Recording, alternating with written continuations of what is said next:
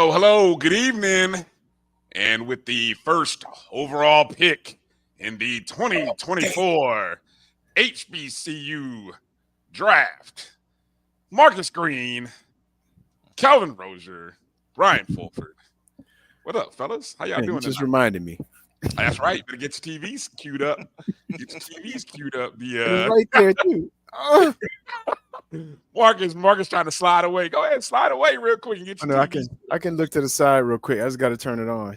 All right. Well, welcome to a live episode of the O&G StrikeZone. Bryan, Marcus, Kelvin, good to be here with you on another Wednesday night. The NBA draft is happening tonight, just in case you wondered, and maybe you're paying attention somewhere on another TV. I know I am, but it's good to be on with you tonight. Kelvin, how you doing tonight? Man, I'm doing well, man. I'm glad to be here and chop it up with the brothers, and I'm glad that football season is coming. I'm glad that the B turn has started, man. But I'm confused too, man. What's got you confused? Hey, man, we gonna get into it, man. But boy, I'm telling you, Rattlers, we bipolar as hell. Yeah, it's something special with us, boy. Something special. I don't know if it's the being on the highest of 7 hills or if it's the water or whatever, man. I tell you, we are something else. 59 days until the football season starts. So we are under 60 days, under 2 months from the start of the season. Of course, MEAC SWAC Challenge, FAMU versus Norfolk State, week 0, taking place in Atlanta, Georgia. Are you ready? Are you ready? Marcus, how you feeling tonight? Are you ready? For the draft or for or for the MEAC SWAC Challenge? Okay, Marcus, who with the #1 overall pick, who will your Atlanta Hawks take tonight? Who you want them to take? That's the question. Who do you want them to take? See, to be honest, I've been so far out the loop, I don't even know. I just hope it's somebody good and somebody that was productive. But I mean, at one point I was like a huge college basketball fan, following everything. But now I don't even know who the players are. I don't. I'm just like, the question is, will they? Okay, this is what I can tell you. Will it be a Frenchman? There are 2 French. Yes, the 7-footer. The 2 top guys. Who's that? Alex Sarr, and I forgot the other guy's name. I can't pronounce his name. Yeah, I can't pronounce his name. There's the one guy is a 7-footer. The other guy's like 6'9". And then could the outlier be a college player? I've heard everything from the guy from UConn, the big Clinton, whatever his name is. I even put a little pizza money down on Reed Shepherd, just as a dart throw. The freshman from Kentucky. So who knows? We will find out shortly. They're on the clock. I would love it if they traded the pick, to be honest, while we're talking about it. I would. It may happen after they make it. Well, yeah, that's the thing. After they select somebody, will they trade the pick? Because there's a couple teams in the top 14 that have 2 picks. If I'm not mistaken. Here's a question. In our lifetime, do you ever think we will see an HBCU basketball player drafted #1 overall? How about just in the lottery? In our lifetime. It would have to, well, I don't say it have to. My guess, if it's somebody who dropped down, and not somebody who just dropped down, like a top player who dropped down and said, you know what, I want to play for HBCU. Thank you, Hollow. keep it simple. Just keep it simple. Keep it real. No. Hell no, he replied. Hawks are clapping. The pick is in, so we'll see. Yes, the pick is in. The Hawks, who've never, I don't think they've ever played. I can't remember okay, Marcus, you're a super fan. When's the last time the Hawks had a #1 pick? Do you even know? I don't. They only had it like one time, and I think L. Duncan been talking about it the whole time. They got David Thompson, and he went to the ABA instead. Yeah, I knew it was way back in the day. I know the Dominic pick was early. I mean, the Dominic pick was in the top 10, but I don't remember. Hey, L. Duncan did on Sports Center. She did say they were going to Magic City after the game. I was like, no, she didn't. Right on Sports Center. Said, well, we know where they're going after. They're going to Magic City. I'm like, good Lord. Oh. Hello to everybody watching us, wherever and however you're watching. You might be watching us on YouTube. Hit it. Huh? Hit your wire. Oh. There you go. You good now. Doing that again. All right. You may be watching us on the Jericho Broadcast Network's YouTube channel. We say hello. Or you could be on our O&G StrikeZone YouTube page. Maybe you're watching us on X or Facebook or even Instagram Live. We say hello to all of you, everybody in the chat room. I think I see Dr. Lori's in the house. So, if you're in the JBN space, be kind to one another today. This is, good to see she's here and ready to roll. So let's have fun, but let's be respectful. 59 days until the season. So we know we're all excited. We got a lot of things to talk about on tonight's show. Before we get into the juicy topic, that's the T, as the kids call it. And hour number 2, we've got senior running back, and 2023 Celebration Bowl offensive MVP, Kelvin Dean, coming in. So we're going to talk about Kelvin, or talk with Kelvin. Another Kelvin. I mean, this is a Kelvin. great night. Hey, Kelvins are in the news. Yes, sir. That's all. We make it happen. Y'all in the news. Y'all stay in the news. And then we also got, while we're on that football theme, we're going to talk to our defensive coordinator, Coach Milton Patterson, in the bottom half of hour 2. Kind of find out what the Dark Cloud defense is going to do to outperform their success from a year ago, as Marcus eagerly awaits the selection. I'm eager to see who it's going to be. Please say Reed Shepard. Reed Shepard. If you said Reed Shepard and I get up and run around for a second. No, it's Zachary. Boo. The other French guy. Yeah, it's the guy who everyone was predicting to go first. Yeah. So, all right. So no surprises. We got more wings than, I don't know. Yeah. You need a big. You need a real big. Yeah, he's not a real big. That's so anyway, we'll see what he does. So congratulations, Hawks fans. You got a Frenchman coming to town, Zachary Reischer. Yeah. So I don't know. Get out, boys, some lemon pepper wings. No, we like them light-skinned curly hair players. Yeah. lemon pepper wings on call. Get them ready. Okay, I want to send some shout outs. Let's do some shout outs here early. We like to get the shout outs in while we're in. Hey, you can support the show first off by hitting the thumbs up and the like button, or make a donation to the show right there using the Cash App, right, you see on the screen. Right. Or you can use a Square donation right there, that QR code. If you're in the JBN chat, you could always drop a super chat. You could always just any and all is appreciated. It helps us possibly be able to do some road trips this upcoming football season. I know we want to try to do some shows and things of that nature. So any and all donations are appreciated. All right, let's run through the roll call of people. Jimmy Mack first up in the room. So we say, what up, Jimmy? 6'11". He was way early. I'm talking about Jimmy. Oh, I thought you were talking about the kid from Atlanta, or that went to Atlanta. He looks about 6'11", weighed about $125. But anyway, good to see you, Jimmy. Good to see you. Good to see you coming in. Corinthia Morgan checking in. Good to see you, Corinthian. Dr. Lori, of course, coming in early, getting y'all ready. B Starks, good to see you, B Starks. Thank you for being a subscriber to the JBN channel. Demetra Alford, good to see you, Demetra. Mary 305 checking in. Good to see you, Mary. Meredith coming in. Hello, Meredith. Marvin Allen checking in from Duval County. Good to see you, Marvin. Melissa Wilson checking in. Always. Marcus coming in from Middle Georgia. Checking in. Good to see you, Marcus. Jay Hunter comes in. Let me see. Has anybody peered into that? Yeah, we were talking about that right before we came on the air. That's when Kelvin said what he said at the beginning of the show. That's what he was Bipolar. talking about. We That's what he was bipolar. talking about. Yeah. That is us. Reggie Delane. Good to see you, Reggie. Thanks for coming in and checking in with us.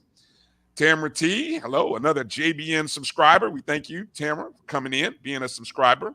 JT, what's good? How you doing, JT? Thanks for coming in as well. Tony, coming in. Good to see you, Tony. Band Talk, Theron. Good to see you. Good to see you. Hell Wildcats. I guess that's what they say, right? Chuck Baton Hunt. Rouge. Monroe. Good guess. Just a little bit to the north of Baton Rouge. Good to see you, Chuck. Thanks for coming in. Gail checking in all the way from Cleveland. The land. The land. Good to see you, Gail. Oh. What up, Ken? Ken got his account back. Good to see you, Ken. All right. Just messing. Everybody's favorite Tiger. Everybody's favorite Tiger then strolled in. Good to see you, Timona. This is safe space, Timona. Hey, she'll disappear once the season starts. Shots called. Shots called. Shots called. Shots fired. James Austin. Do we have a coach? Yes, James. Now, officially, I don't know, but we have a coach. So we'll talk about that here shortly. So good to see you. Thanks for checking in. Volunteer coach. Chris Dukes. Good to see you, Chris. Coming in. Yeah, all right. Let me see. Who else? As I scroll through, good to see the comments. Hopefully I didn't miss anybody. We say hello. Hello. We see you. There you go. Hello. Tremaine Ellis. Come on now, Tremaine. Let's keep it nice. Sermon Jr. It must be an Atlanta Hawks fan. So we'll see. Let's see who else is in here. All right. There we go. You're young. Good to see you. We're checking in from the Carolina. Kakalaki. All right. What's up, Coach?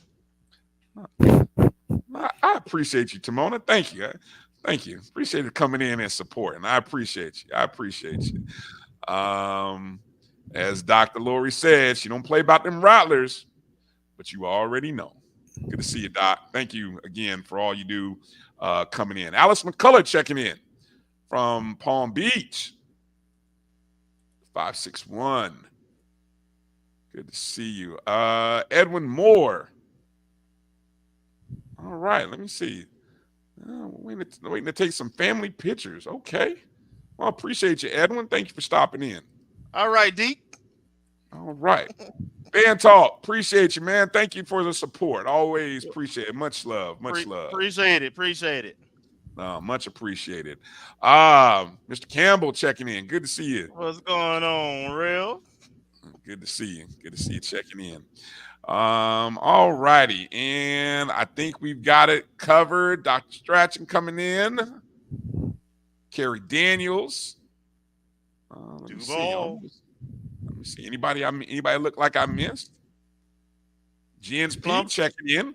Coming in from X. Watching the show on X.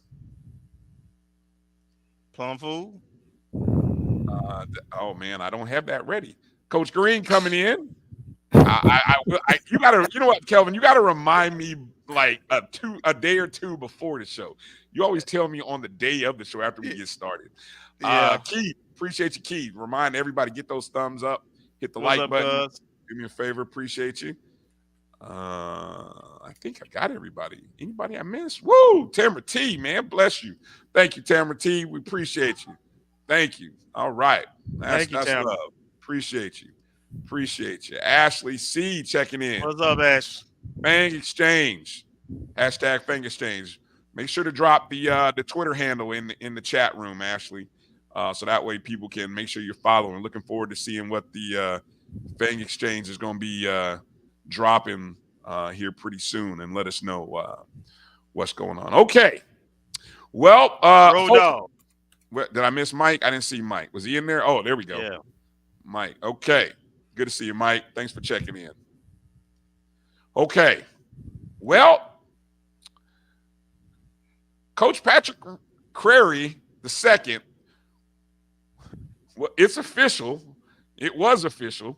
It still is official, according to FAMU Athletics and the contract that he signed as the 15th head men's basketball coach back on April 17th. I did see the contract. It was signed. Even Dr. Robinson signed it. Even the AD signed it. Yeah, so the contract is signed. Now, obviously, what took place earlier this week, in my opinion, and Kelvin, feel free to jump in and tell me if you think otherwise, was supposed to be the mere formality of the contract approval by our FAMU Board of Trustees, which is standard practice, right? The FAMU Board of Trustees reviews all contracts, athletic contracts of its head coaches. And I have not, in my recollection recently, I have not seen anything like what I saw on Monday. Have you seen anything relative to what we saw Monday, Kelvin, in your recollection? What, a coach contract not being confirmed by trustees? Yes. Unfortunately, in the HBCU world, it's No.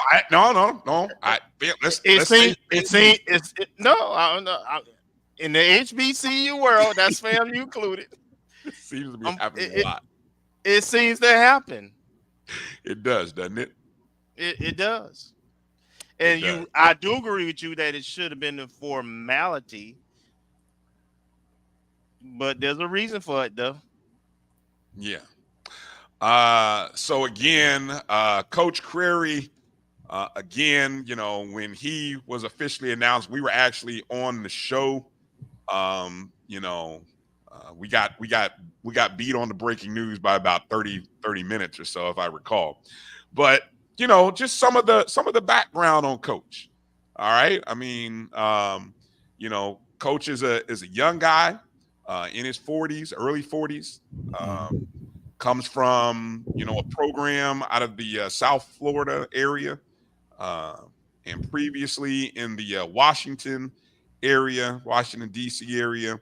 Has had success on those two levels, and stepping towards Florida A&M, a Division I mid-major / low resource, however you want to look at it, is the next progression for somebody who has done what he's done in the past decade of his coaching career.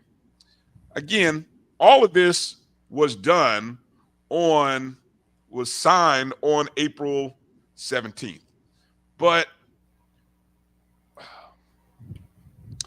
what's curious and disappointing, and again, see, just to say that it happened. This happened on the 17th of April. I know, the 18th of April, excuse me. That was a Thursday. Before donate gate. Yes, that's important. Very important. It is important. Before donate gate, this contract happened. Okay, the contract happened, the signing, the coach coming in. And again, it should be noted, this took place right about a month after it was made known that the previous coach, Coach McCullum, would not be issued a new contract. So on March 20th, A.D. Sykes, the athletic department, issued a statement saying that Coach McCullum services and his contract would not be renewed. Essentially, his term would end, or time would end, on June 30th, that's when his contract ends, technically. Okay. But as of March 20th, that's when the search for a new coach would begin. Okay. So it was well known. And, the process, it took how long it took. Okay. About a month. Yeah, it took right about a month. Right about a month. Okay. Now, Where it was going to take some time again because we talked about how the budget works. So I yes. mean, you got to pay Coach McCullum. So the money wasn't on the line and would not be on the line. And what's also interesting though, Kelvin, in terms of coach's staff. Now, Coach McCullum had 3 assistant coaches. Okay. And when I went to go look at the staff and website, I noticed that one particular assistant coach, stayed on staff and carried over from, one administration to the next. Okay. And so in the interim, when all that was happening, it was stated, and we talked about this at last week's show, it was stated that the Rattler boosters were going to come up with $20,000 to help cover some of Coach Crary's travel and operating personal expenses because he wasn't going to get a contract or wasn't going to get paid from FAMU until technically July 1, that the boosters were going to put $20,000 up. Okay. So that was, in theory, supposed to happen. But we found out last week that hadn't happened.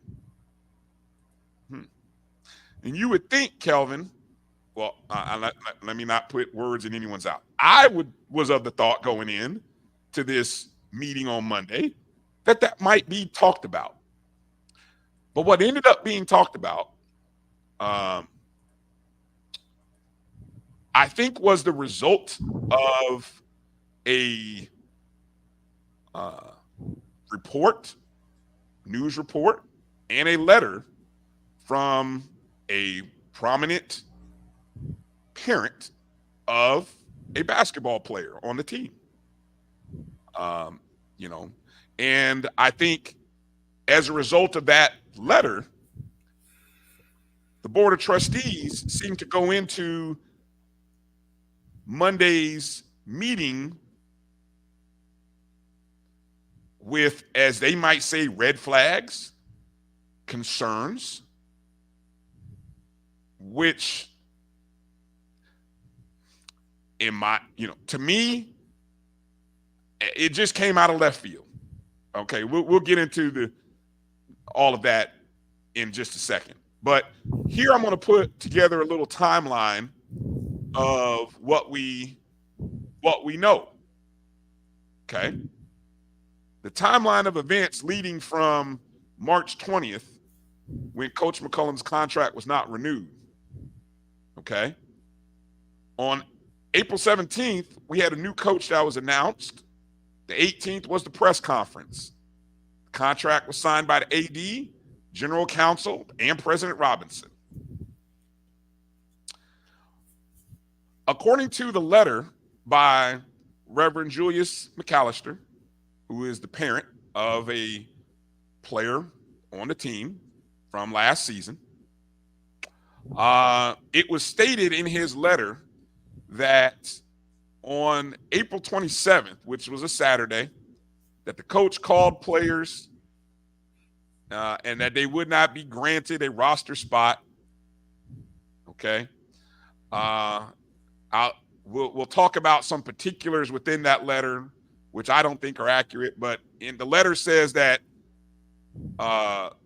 16 players would not be retained, or I guess the word was dismissed. Okay. The next day, according to the letter, Reverend McAllister made the decision to let's see, as I said right there, he called the coach to ask about the decision. The coach stated that he would help every young man find a new school if they wanted to continue playing basketball. Okay. It should be noted that a month later, Coach Crary attended the National Alumni Association convention in Tampa. He was there. And I think I put that there because it's significant. I'm sure every trustee member was in attendance at the National Alumni Convention. Fair to say? Fair to say. They had a meeting. Okay. According to Reverend McAllister's letter, on June 3rd, he actually made a visit to the Lawson Center to have a meeting with Coach Crary. That meeting did not go as well as Reverend McAllister would have liked it to have gone. But, you know, if you've read the letter, we can talk about that in a second. 3 more weeks pass. And on Sunday, the 23rd, Reverend McAllister pens a letter to Dr. Robinson, Chair Harper, Trustee Lawson, Trustee Klatt, other members of the BOT. It's published in the Rattler Nation blog spot, which I think came out on Sunday. Actually, it came out on the weekend, really. Word of the letter got out, which was kind of interesting. Word about the letter kind of got out before the actual publish date, so I'm not really sure how that happened, but on semantics. I'm not going to play CSI detective here. And then, of course, leading into Monday, where at the end of some interesting discussion, the Board of Trustees decides to table the contract of Coach Crary and says they should be tabled until at least August. And again, June 24th was the first day of Summer B session. It was the first day for 7 new players to the FAMU basketball team, 3 returning players. So a total of 10 players began workouts on Monday and practices on Monday. The head basketball coach, who still hasn't received compensation that was promised by the boosters on the 20th, and as of right now, doesn't have an approved 3-year contract from the Board of Trustees.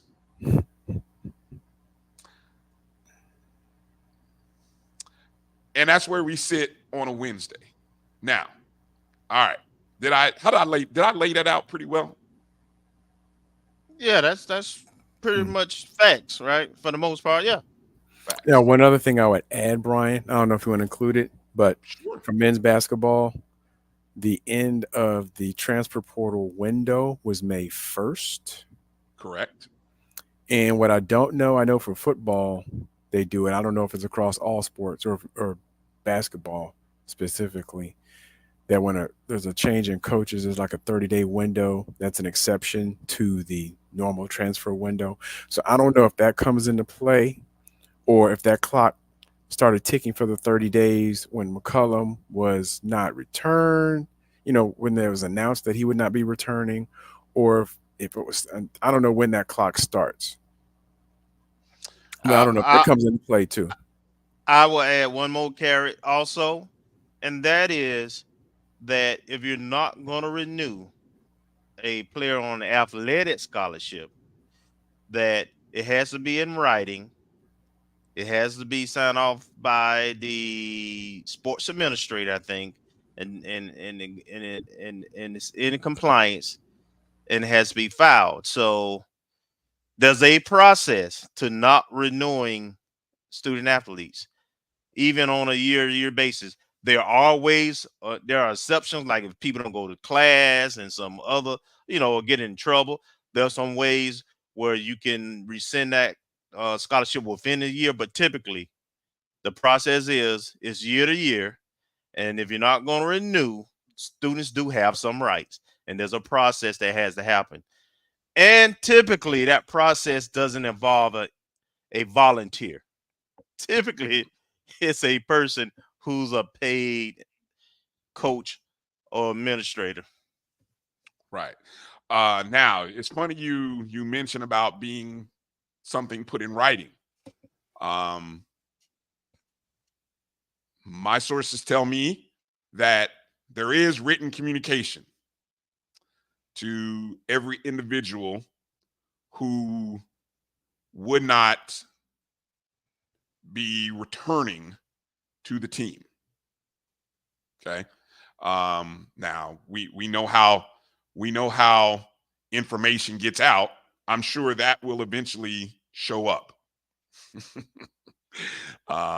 Question is, when and where, but it will most likely show up. Okay. Another thing that, and before we go to comments here regarding this, I think it's also important to understand something about the numbers. Okay.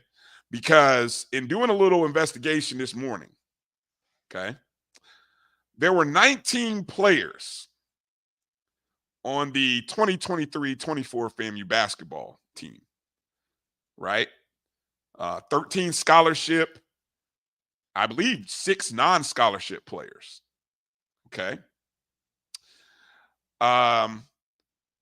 There were original, well, and it's kind of, and of course, as you saw in the summary, the statement that there were 16 players that weren't,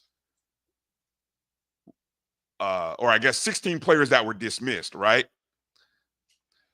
Technically, that's not accurate. There were 3 players who obviously are returning. You can see their names on the website. They have their pictures there. And there's actually one additional player who is being brought back on scholarship who suffered an injury from last season. So technically, there are 4 players receiving a scholarship that played last season. Okay. 6 players before the announcement of a new coach and after the announcement of Coach McCullum not being renewed and entered the transfer portal. They entered the transfer portal between March 22nd and maybe within that whole week. 6 players. Marcus is very aware of this. I know Marcus retweets and talks about a lot of this as well. Okay. 2 other players entered the portal after the new coach was announced, after Coach Crary was announced. Okay.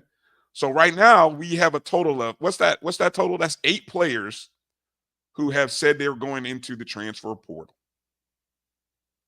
Some of those players have new schools that they're already at.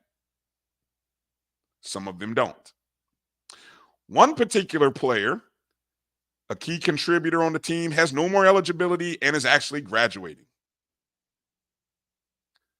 Another player of the 19 actually left the team during the season. Somehow he still counted as part of the 19 or 16, right? And then by my count, there's still one player who is not in the portal, but is not expected to return. Okay. Then there are 4 players who actually played less than 5 games, presumably all walk-ons, okay, that were not given or told that they would be a part of the summer workouts, but were told that they would have an opportunity to try out in the fall, along with other walk-ons and students who want to try out. So again, there's your summary of 16 players, quote unquote, dismissed. Much of this was, when brought up in the Board of Trustees meetings, was disputed by AD Sykes. But I don't think that mattered to the trustees, in my opinion. So let's get into it, Kelvin. I'm gonna skip our normal first hour break because I want to stay hot on this while we're in it. because I know, like I said, we want to get to this before our guests come on in the hour 2. So I come to you, Kelvin, and give you the first shot to share your thoughts on what took place from your viewpoint.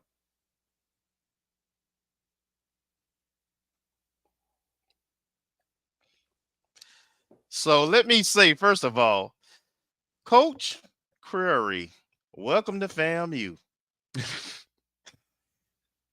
Glad to have you. I want you to put together the best team possible. And hopefully this situation will get resolved. Now, with that disclaimer out the way,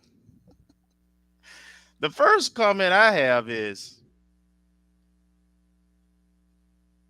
dealing with difficult people, difficult parents. Bryan, you've coached, I've coached at the high school level. I've been an administrator. Dealing with difficult people and difficult circumstances come with the job. And skillful people learn and find a way to get buy-in, to make people feel like they're part of a partnership, right? Even when they don't get the answer that they wanted.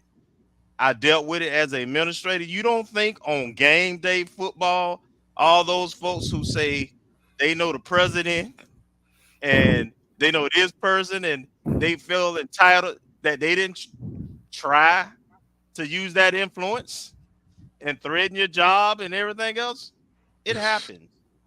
But the skillful people learn how to be professional, to communicate, to have empathy, and to work to get a win-win situation. You never wanted it to be when it's particularly, let me say this. There's a lot of walk-ons on that team, right? There was what, 6? Yeah, at least. And I'm gonna say this, and it's something that they probably didn't share with you. That ain't the only walk-on that have influential people. And did you treat all the walk-ons the same? If you didn't, words get out. So, but in terms of dealing with the difficult situation, right? We're talking about a kid who's by all accounts a good kid, academic kid. He's on academic scholarship. He's not even athletic scholarship, so it ain't costing you nothing. I don't know how much you can do with it if a parent is just involved and loves, and you can't tell pops, you can't control what pops do. You control what you can do, and it probably helps if people know you and it don't seem like you're avoiding people, right? So I don't know what the interaction and comments were between that particular situation, but I will say this. It's important to note that's a pillar of the community, someone who hasn't previously had any issues. I'm talking about Reverend McAllister, not known for meddling in terms of FAMU stuff. Nah, but people when their kids involved, they may be a little different. And they may be a little aggressive. Some people have blind spots. So I mean, and that's understandable. You got to handle that, but you still got to handle that. A certain way, right? I don't care what you say. No job you gonna go to. There's always a person that you got to deal with, whether you want to deal with it or not. So that's not nothing new. The other thing I say this, and I saw a couple of people hearing about this in the board. This is less about coach, and it's more about the AD. Agree, 100%. I'm not gonna run from that, right? At the end of the day, there's a history of decisions starting back from the OBC all the way to peak management sports, all the way to Coach Simmons leaving, all the way to the bowling coach having an issue with players and parents, all the way to the hiring of the new coach, all the way to donate gate, all the way to a confrontation at the convention, all the way to the play-by-play announcer, the voice of Bragg, Sterling, not doing the spring game and not being an announcer for the fall. It's always some crap happening. Nothing is routine. And so I understand why people question, maybe not the coach per se and exactly, but question, are all I's dotted and T's crossed? Because it's just been one thing after another. And frankly, it's going to continue to be one thing after another until it's dealt with. Bottom line. And I'm going to leave it there for now and let everybody else get in. What do you got, Marcus? Well, I mean, well, first and foremost, I mean, like Kelvin just alluded to, I mean, this is like another peg of a series of things that have happened. I don't know. I mean, with this particular administration over the last 2 years, but going back 20 years, it's always something. This, I think, could have been very much avoided. And I don't know to what degree, and this is my own speculation. I don't know to what degree this has more to do with the administration and Lee Hall and Gaither than it does with the coach. But it seems that, and I don't know to what degree the issues brought up by the BOT, have merit, or whether it's a vehicle to do something else. There could be something there. But I'm just curious as to it's to me, my own speculation was that, I mean, it seemed like they had that loaded in the chamber already. I mean, I don't know if the BOT gets involved in NCAA bylaws and all that stuff and Title IX. I don't know. I guess my assumption and reading even the FAMU BOT webpage, your purview is policy making at the university level. And I know the Gregory Jerami or Jerami Gate, whatever you want to call it,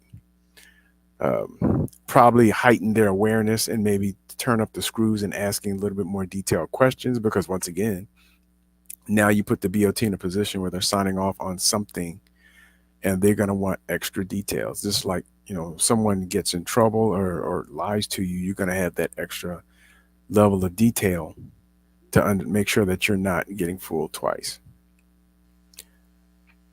But it does seem like it's more about VP A.D. Sykes and President Robinson than it is Coach Crary. I don't know to what degree, and I don't know what the mechanisms are for coaches in that position where, at the university level, where the hiring line is still being paid out and the coach has already been announced but it hasn't been completed. I don't know what vehicles are normally used at the university level, at any university. But it does sound like that bridge payment, if you will, from the boosters would be that thing, because it's not coming directly from a university, but a DSO. And so it's not necessarily, but I don't know. But that seems like a simple fix as well. So we'll just have to see how things play out. But it seems like, once again, we have, between football and basketball, promising starts or finishing off a championship season, and there's some type of drama that is curtailing the momentum going forward. And it needs to be addressed, whatever that needs to be done, whether we just need to get our stuff in order, and stop having all this dramatics, have everything lined up, whoever it is, wherever it lies, or if we just have these ulterior motives that we're unaware of that are just going on because of personalities or the feeling that someone doesn't belong in a certain position, whatever it is. But Hey, 30 seconds. 30 seconds. Go ahead. When you see a bad marriage, but before they finally call it quits, this is what it looked like. This is a bad marriage. I don't care what people how you try to justify it, man. This ain't gonna work. It's not working. If the president, Dr. Robinson, and the AD, if they were better at their jobs, then they could process this and this thing would have got signed off on. And what I mean by that, if they had developed a better relationship with the board, if they communicate things and more transparent with what's going on, understanding that right now the board has a heightened sense of awareness and are a little more agitated. So they've lost the benefit of the doubt. Right. So it requires them to do a little bit more. This should have been routine. Absolutely. But I'm not looking at the board. Other than they in a bad marriage and nobody wants to walk away. Nobody want to make it official. All right. I'm sorry. Go ahead. Okay. I want to get some points in here because, like I said, I want to make sure we get out of this at the top of the hour, so that we transition from basketball to football. My personal feelings and seeing all of this is 100% political in my opinion. I believe,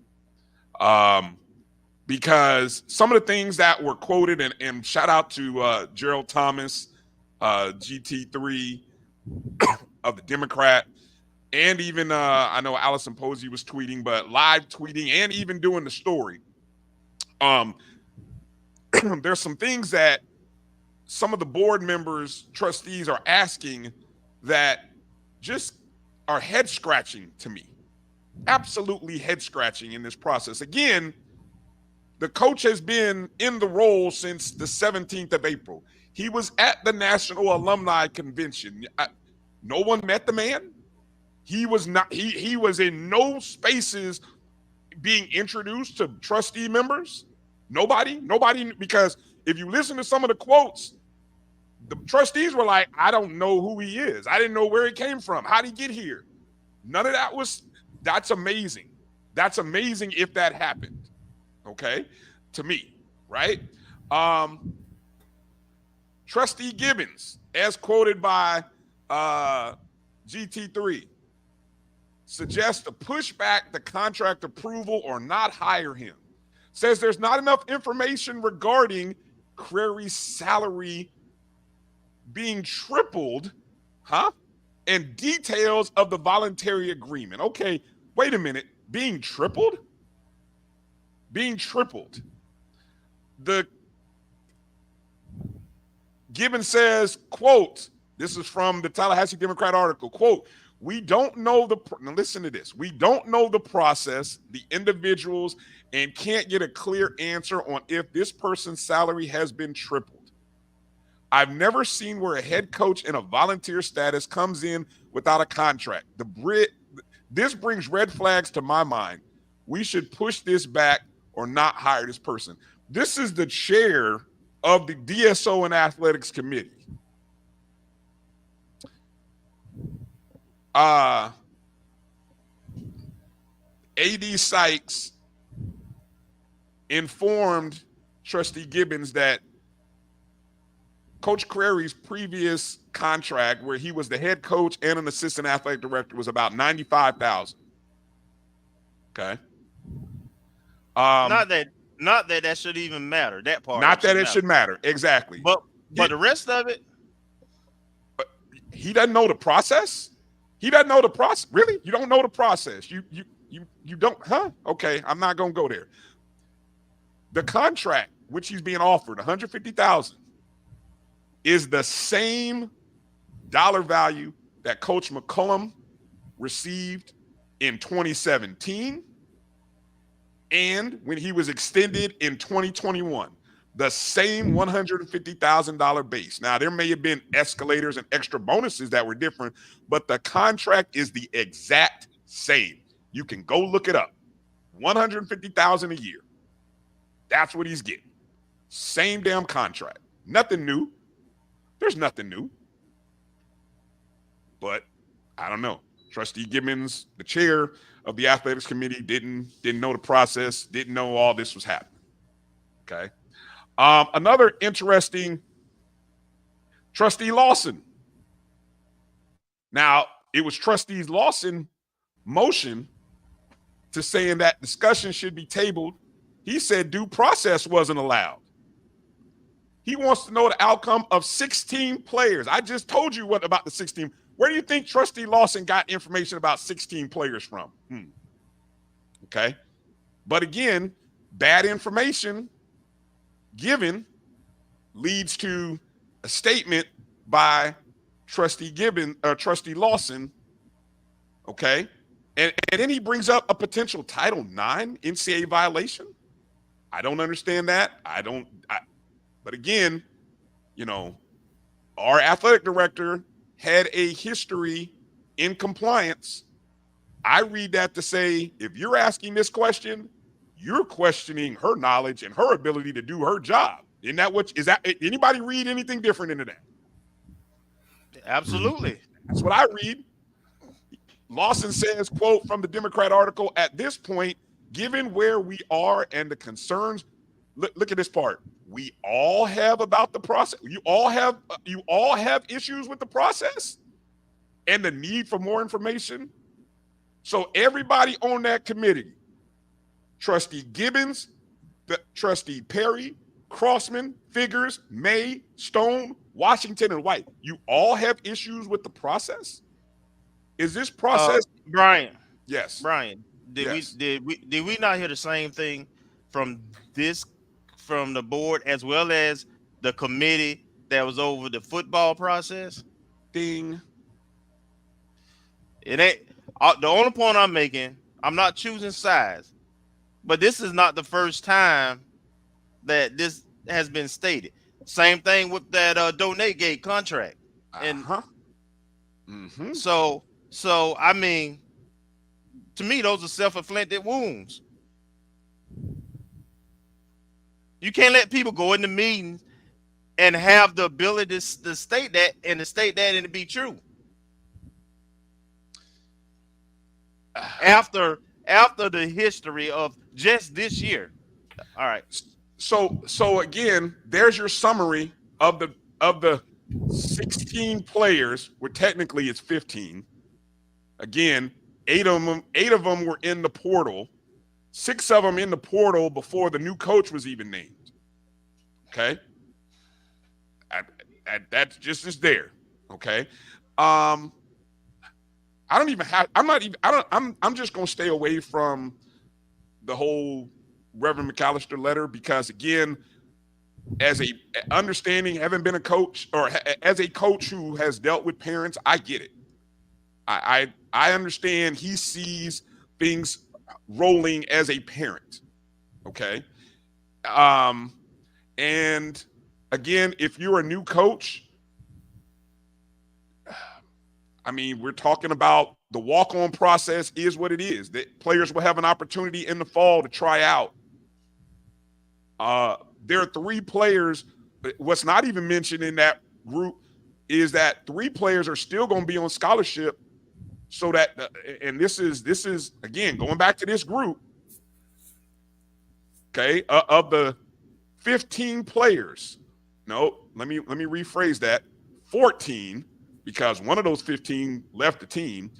Of those 14 players, 3 of them are supposed to be graduating in the summer, so they're still on scholarship this summer during summer session, so that they can graduate. Hey, let me add one other thing. Hold on, let me do the numbers here. So I'm gonna show you the numbers here, right? Because there's only 10. We can only have 13 scholarship players, right? We have 10.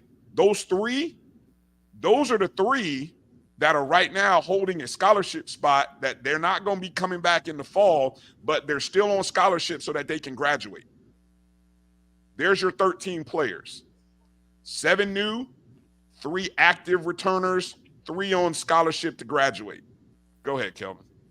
The only thing I want to add it was for me, 13, 15, whatever, a lot of them gone for whatever reasons.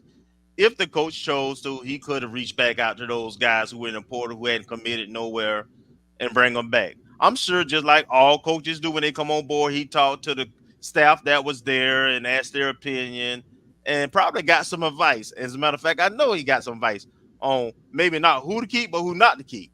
All right. And they have their biases and the reasons for stating that. All that happens.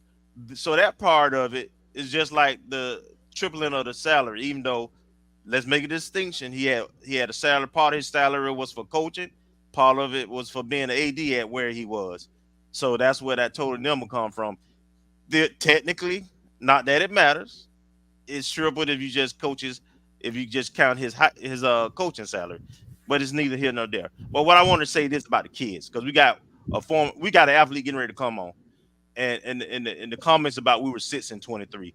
That's where, Brian, I reached out to you, and I've seen 1 or 2 people say it here about 6 and 23. So, what are we losing? And I want us to be careful about that part of it, right? Because coaching matters. The coaches decide who to play, the minutes they're gonna play, come up with a game plan, try to, I saw a kid on last year's team that just turned the ball over and shot us out of games, and he would never come off the court. Or he'd come off the court 2 minutes. Then I saw other guys, they get 10 minutes. In 10 minutes, they got 12 points on like 5 touches. And and you look at 4 of the kids we talking about who are left, they're going to other division 1 programs. 1 within our own conference and 3 at mid majors or higher. So talent ain't the reason why we were 6 and 23. I've been a season ticket holder in basketball for 20 plus years. I've seen a lot of bad basketball. to be frank, to be honest. But I didn't mind watching last year's team other than being frustrated at the ending because we never closed games and some of the decisions. But my point is this: the kids, they do everything as long as they going to school, class, they working hard, they executing what the coach is putting them in the positions. Let's not badmouth the kids when they leave or just act like every player on that team didn't have talent, because those kids been picked up by other programs. And another thing, we didn't put into our program some of the recipe for the kids to develop, right? They don't have 24/7 access to the gym.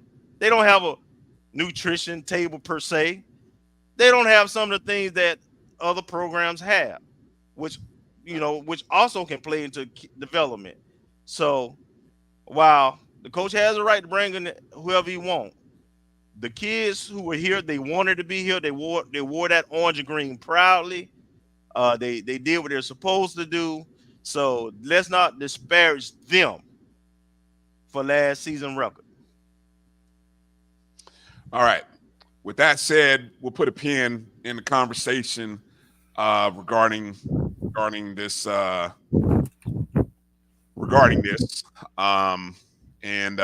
don't know. We'll touch on it at a later time. We just know that right now practices are happening. Summer practices are happening. We'll wait to see if Dr. Robinson exercises his right, which that's a whole nother thing. But whether he exercises his right to actually use a contract for a 1-year deal. But anyway, we'll wait to see what happens here in a moment. Okay, let's take a break, because coming up on the other side, we move into the football fields, less than 60 days away from the start of the 2024 season. And we've got Kelvin Dean coming up on the other side. And then later in bottom of hour 2, we got Coach Milton Patterson joining us as well. So you guys hang in there with us. We appreciate the conversation happening in the chat room. You guys keep it classy in there. Appreciate you, Dr. Lori, Dr. Strachan, for moderating in there. And when we come back on the other side, we're going to talk to Kelvin. Any questions that you have for Kelvin, drop them in the chat. You can also send us an email, ONGStrikeZone@gmail.com, and we will ask him and talk to him about them on the other side. You're watching the O&G Strike Zone right here on the Black College Sports Network. We'll be back in just a moment. Itchy, squirmy, scratchy, family not getting clean? Get Charmin Ultra Strong. Go get 'em. It just cleans better. With a diamond weave texture, your family can use less while still getting clean. Goodbye, itchy squirm. Hello, clean bottom. We all go. Why not enjoy the go with Charmin? At Hampton Law, our primary goal is to provide non-traditional yet effective solutions and redefine the approach to client legal concerns. As your trusted legal advisor, we believe in sophisticated, personalized services that eliminate the confusion and complexity sometimes associated with legal matters. Our high standard for client care and concern, coupled with our extensive legal knowledge and skills, make Hampton Law a resource focused on the protection of the client's interest and overall goals. We value our clients and truly enjoy working with them. Visit thamptonlaw.com to conveniently schedule an appointment online. Tamika Hampton Esquire, 1631 Rock Springs Road, Suite 336, Apopka, Florida, 407-494-1471. thamptonlaw.com. Nope. Nope. Come on, him. Ooh, I like him.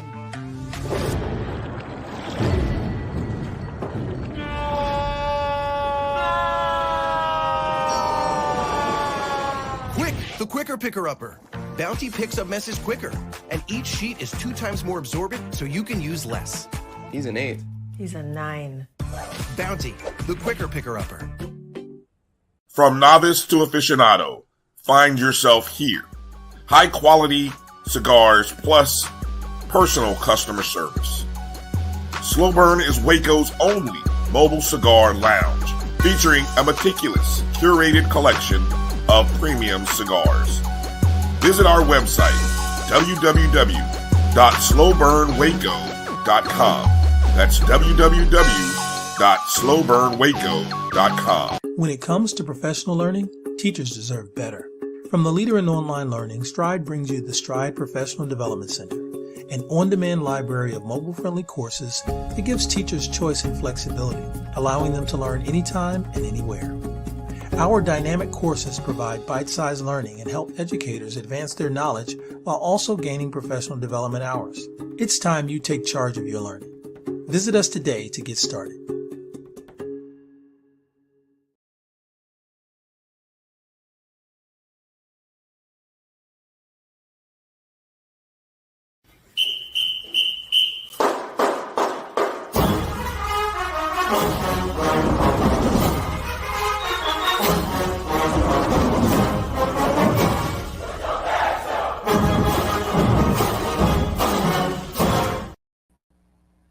All right, welcome back to the O&G Strike Zone. Bryan, Kelvin, Marcus here.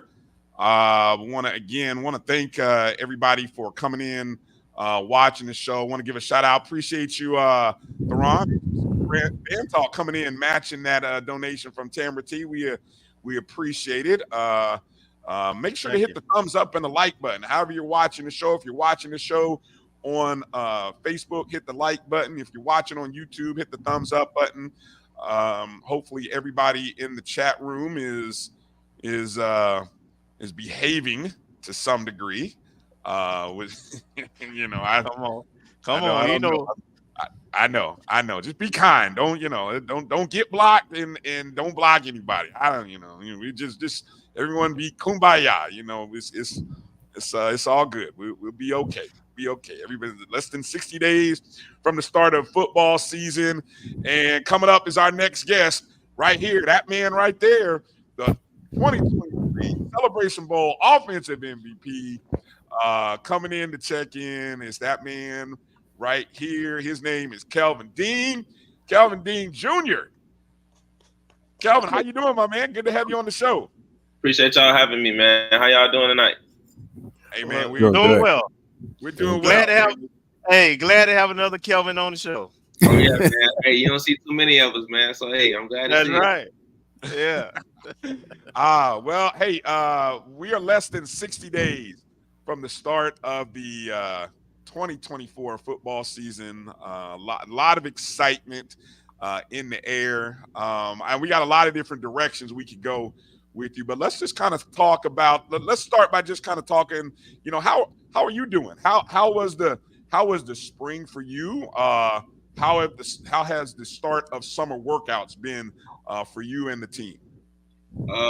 Personally, this was one of my most productive springs as far as just getting better at my position and my craft, really breaking it down on film. So I feel like personally I came a long way. And then a lot of my teammates that, we lost a lot of guys. So some of the players before the recruits came in, got a chance this spring to show what they can do, to build depth. So it was good for a lot of the younger guys that didn't get much playing time last year. So this spring they got to kind of, get a little bit of experience, scrimmages, the spring game in front of fans. So it was pretty good for everybody. I think we went forward anyways, not backwards this spring. That's good to hear. Go ahead, Kelvin. I want you to kind of talk about the process from we won the championship, you're the MVP, we had success, and then you lose Coach Simmons, and now it's time to advocate for what turned out to be Coach Cozy and so forth. Why was that important to the team, that transition, to maintain as much consistency and continuity? Because think about this. I'm gonna put it in these terms. Say you come time to move houses. You don't really want to move. Okay, so you can move to a new complex, and they tell you, listen, we can get you this building or this place in the same complex. We would rather move in the same complex than take our stuff to another place. So we decided to want to keep everything in house. You know what I'm saying? Like everybody's comfortable with how stuff works out with Coach Cozy, Coach Simmons. It's kind of the same cycle of things. So it's not like a routine that we had to break. Like you like to keep. Like I heard you earlier. I was listening. You said there's no routine. I know you like to have a routine of things. So we kept the same routine going. Okay. All right. Go ahead, Marcus. Thank you, Kelvin, for coming on and joining us on the show. I got a few questions, but I want to start off with this. In terms of this off season, and as Kelvin kind of alluded to, going from championship, how has everything that's going on this off season forged or maybe even reinforced the leadership gene that you have within you in terms of winning the championship, scoring 2 touchdowns to give us a lead, and once again in your first year at FAMU, and then going through the coaching change and everything swirling around that, and then to where you are now? I came in, I came in with another big time running back. Also, they had a good running back that was already here in Terrell. So it was difficult for me at first, but I had to learn how to get out of my own head and balance the three of us and realize, like, listen, we can all make this happen. So, like in the championship game, I fumbled the first carry, and I could have got down on myself, but my teammates told me to stay up. And in the fourth quarter, Coach Simmons was like, listen, we're going to come back to you. And, I just kind of earned my coach's trust throughout the season, and that helped me out a lot. And as far as, losing the players and coming into, I'm actually kind of surprised, because they're recruiting really well. And I'm talking to the players that's coming in, and they're like, listen, we ain't coming here for NIL, for Tallahassee. Like, listen, y'all winners. We want to be a part of a winning tradition. And like, they just got here 2 weeks ago, and they getting along with us real well, seeing how hard we work. So I like how they coming to work. All the guys they brought in, they brought in guys with good character. Okay, awesome. Well, thank you. Let's go. Let's for people who may not know, obviously this is your first time getting a chance to talk to you here on the show. You came from Florida Atlantic, FAU. Talk a little bit about the transition, what was it that you were looking for when you decided to make that move? And what was it about coming to FAMU that made moving north to Tallahassee so attractive? At FAU, I felt like I wasn't getting treated how I deserved, as far as I got recruited by a different coach and a whole new staff came in as a freshman for me. Like, so I was like, I'm going to give myself a shot, find some coaches that believe in me and are recruiting me. I wanted to fill him back. And FAMU came, Coach Rispers, he was real big in the process.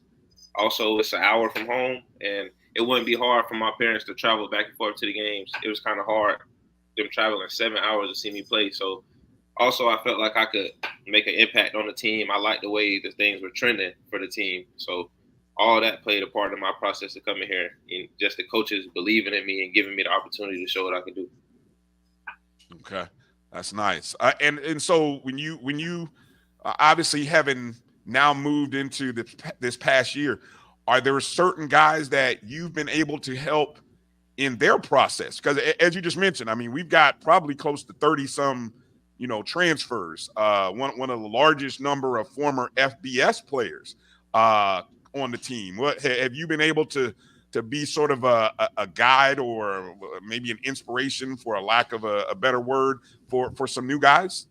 Yeah, like even things like bringing them out to eat with us at Buffalo Wild Wings, or to go to Waffle House to get 10 or 12 guys to come, hang out and eat together. Not even just the football part, but just like the brotherhood part, trying to get them to understand that much about it. Like this is a team that, we gonna battle together. Like, we all love each other at the end of the day. So and even on the football field, just the way I work, I don't really say too much. I'm not one to yell at you, and you know what I'm saying? I'm just going to work, and I would like you to follow my lead or my example of how hard I work.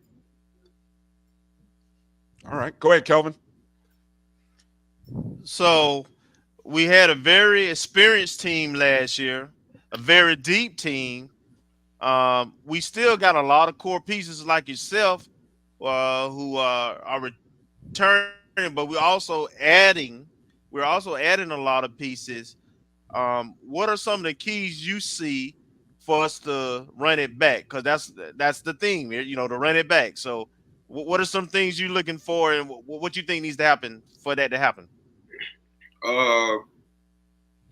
Honestly, I like the way the coaches recruited. They brought in a lot of stuff that we lost that we needed, and kind of filled in the gaps right away. So I feel like it all starts up front. Like, we brought a lot of linemen back and also recruited another heap of linemen, and we got a whole bunch of new D linemen that came in. So I think the trench work is really what's going to be a difference.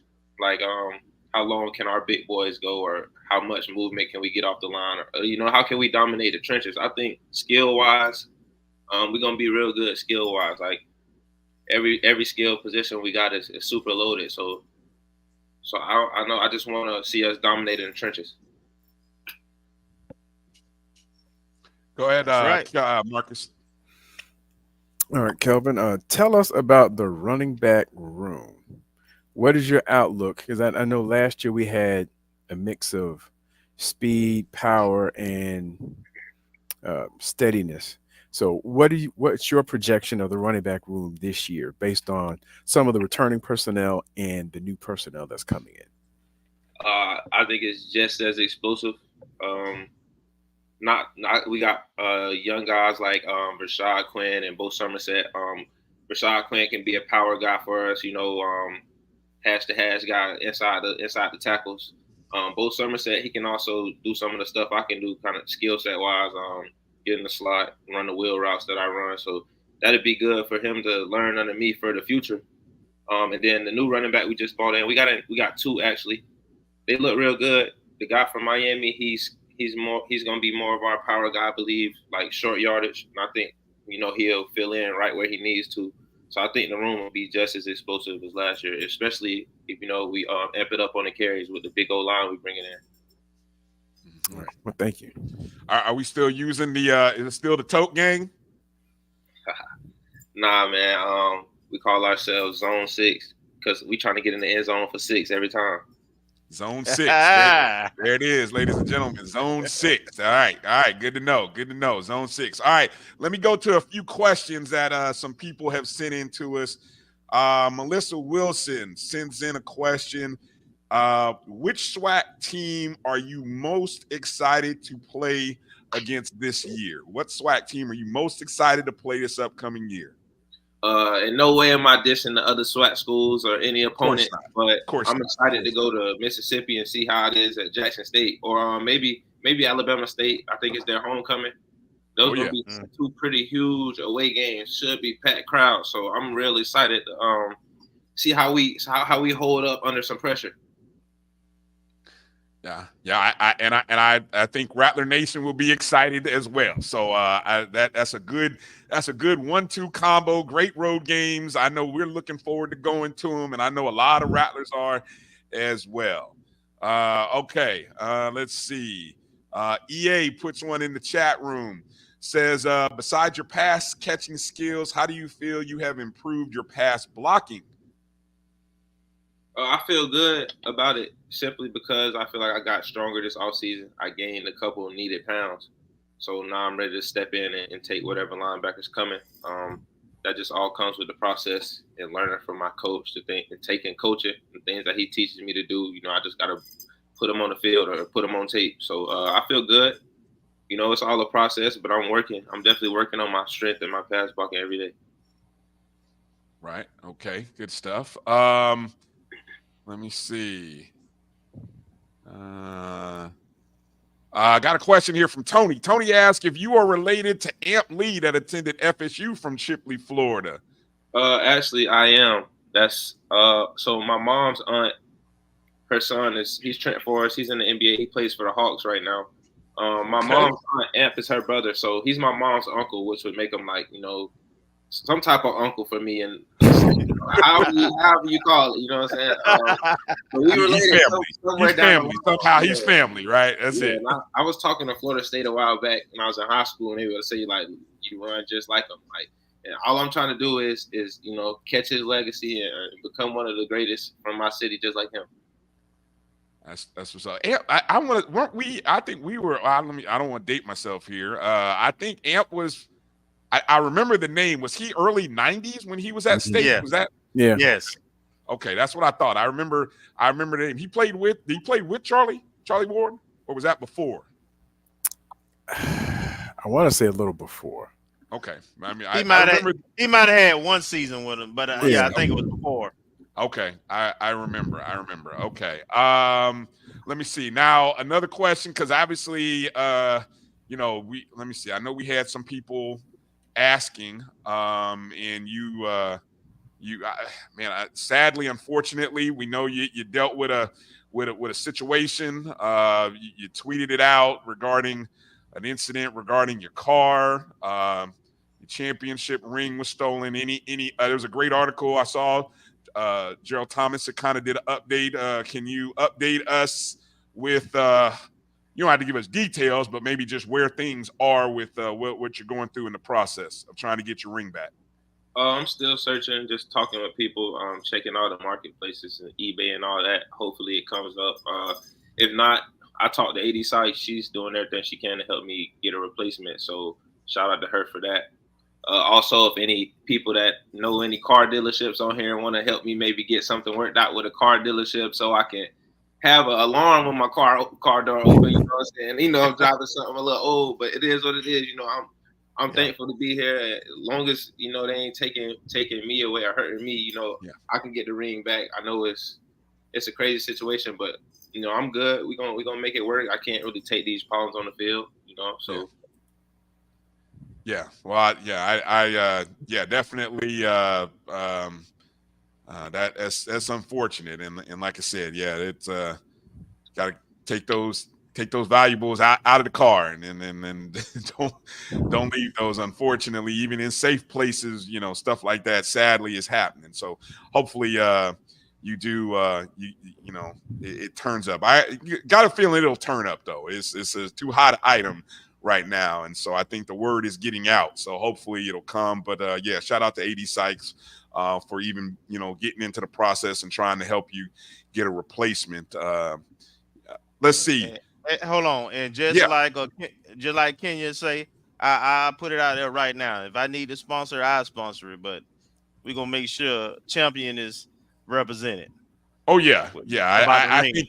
I think that's I think that's a common sentiment, Kelvin. So you got people who I think will help you out if you need. So thank you, Kenya, for putting that out there.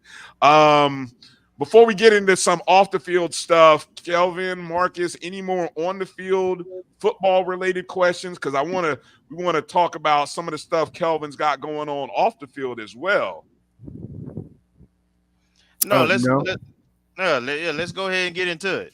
Mm-hmm. Yeah. So for those of you who may not know, and maybe you do know, Kelvin is I don't know if the right word is saying you're a fashion designer, fashion entrepreneur. You're into the fashion, but Culturalist Clothing is the fashion line that you have. Tell us a little bit about how you got started into wanting to do clothes and get in. Is this something that you're looking to kind of parlay into after football and after the playing career?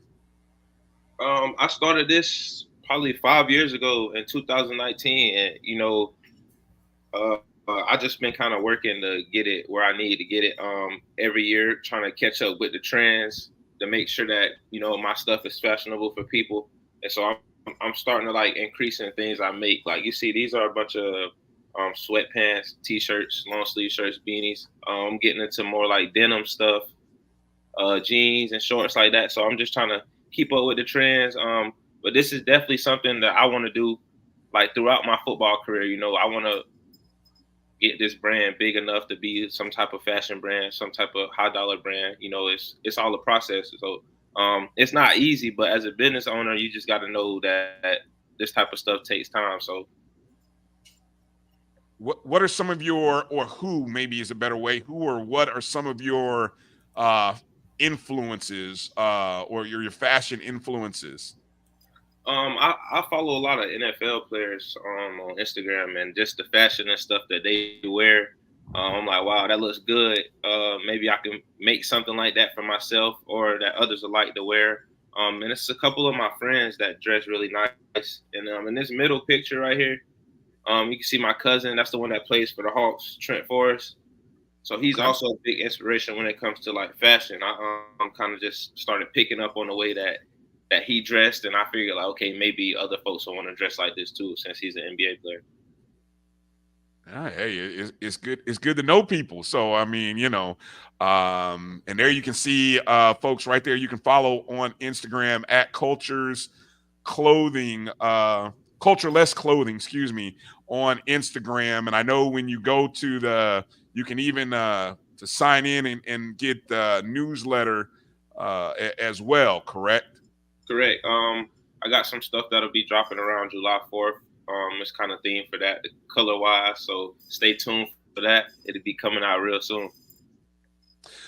Now I know, obviously with NIL, we, a lot of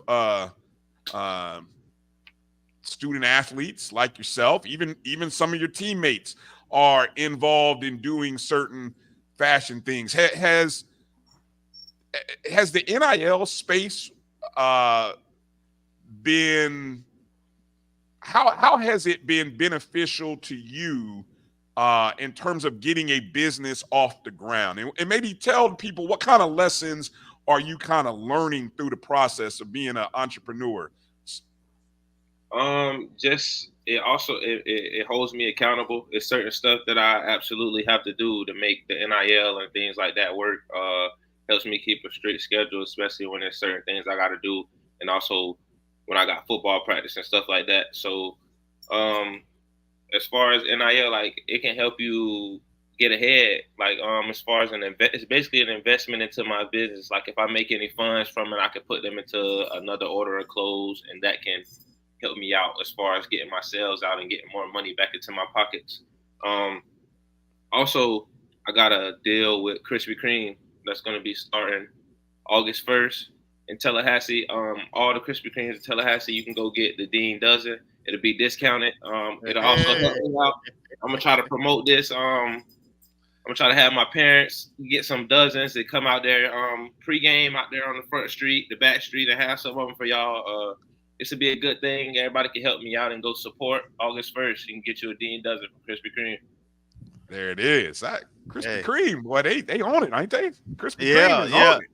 Yeah, we had the gel and glaze hats and the gel and glaze dozen. So you got the Dean Dozen hat. You got to get your hat. Yeah, get your Dean Dozen hat so we can buy. We want to wear the hat too. I got y'all, man. I'm gonna make sure that's bought for. Man, that is awesome. So that starts August 1. So Tallahassee, and it'll probably be all the Tallahassee locations. Yes, yeah.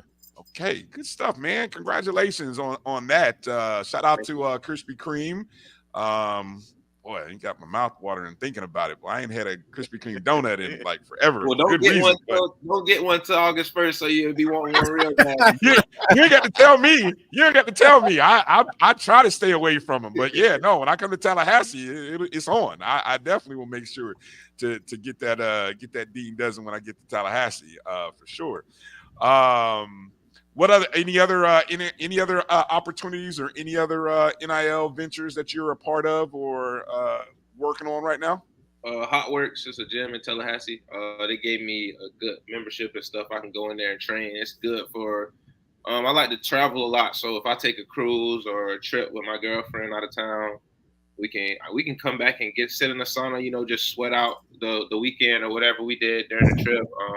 So it helps out, I can come in and exercise in the sauna, bike a few miles or whatever, get myself conditioned and good for practice. They got a lot of good stuff that helps me out. Nice.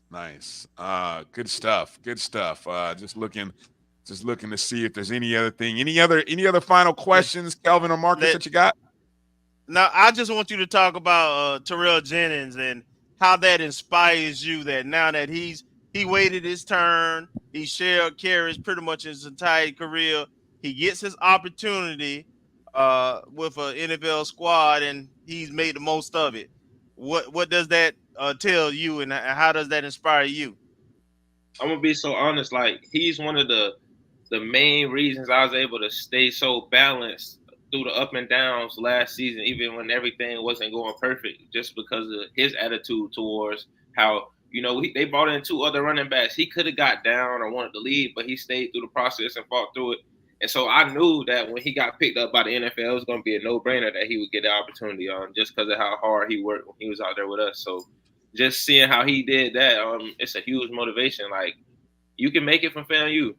The running back pipeline is starting. So, hey, I'm trying to hopefully come along and be the next one, and we can keep this thing rolling. Hey, draft and start getting us drafted out here. We just got to up the stock and show them what we can really do. Well said.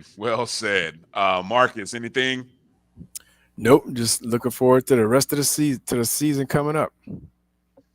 Well, just in case any of you guys didn't know, Kelvin will be one of the 2 representatives along with Coach Colsey at the SWAC Media Day, July 16th in Birmingham, Alabama. You looking forward to that?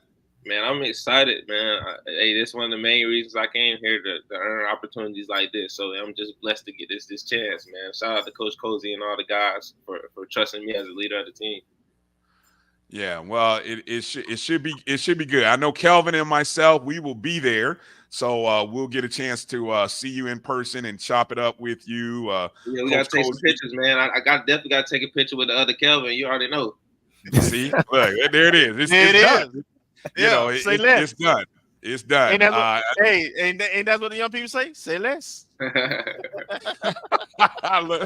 And Kendall Bowler will be there as well. So we got 2 great representatives. I know you guys do a great job of talking about the program, talking about the team, talking about FAMU. So I know you guys are going to be a hit when you get there amongst the thrones of SWAC media. It'll be a fun time. I know you will enjoy it. as I've seen all the other guys over the last few years. So looking forward to you being there. Congratulations to being selected to go. So I know that'll be a good time. All right, Kelvin, let people know let them know where they can find you at on Instagram, on X, and make sure to plug the clothing line again. Y'all can follow me on Instagram at JustVibeWoo. It should pop up, Kelvin. You can type in Kelvin Dean Jr. I'll follow you back. Send me a DM, whatever. I'm cool, man. So just hit me up. You want to get some of my clothes, whatever. I'm down to collab with anybody in Tallahassee. Let's just help each other out. Follow me on Twitter at the Kelvin Dean. Anybody that want to do more interviews, hearing your insight and stuff. And thank y'all. Don't forget to follow the clothing page, Cultureless Clothing, on Instagram. Hey, we need to talk and figure out how to get a we need to figure out how to do an O&G version, or we need to do something. We need to do an O&G inspired version with Kelvin. How about that? I get you guys shirts made just from my brand. I promise. All I need is y'all sizes. I'll take care of y'all. Hey, it's done. It's done. It's done. I mean, Bryan, Bryan, we got to make that happen. We would definitely do that. We definitely would love that. So, all right. Again, ladies and gentlemen, Kelvin Dean, make sure to let me put it up here one more time in case you didn't catch it. Cultureless Clothing. Make sure to check it out on Instagram at Cultureless Clothing. And again, go support Kelvin Dean. Don't forget the Dean Dozen beginning August 1 at all Krispy Kreme locations in Tallahassee. Can't wait for that to start. And then, of course, less than 60 days away from the start of the season. All right. Kelvin, appreciate you, man. Thank you, man. Great job. Always a pleasure. I mean, first time talking to you, and we hope to talk to you many more times, man. Thank you for coming on the show tonight. Appreciate y'all having me, man. See y'all August 24th. All right. Yes, sir. In the eighth, when we start to run it back.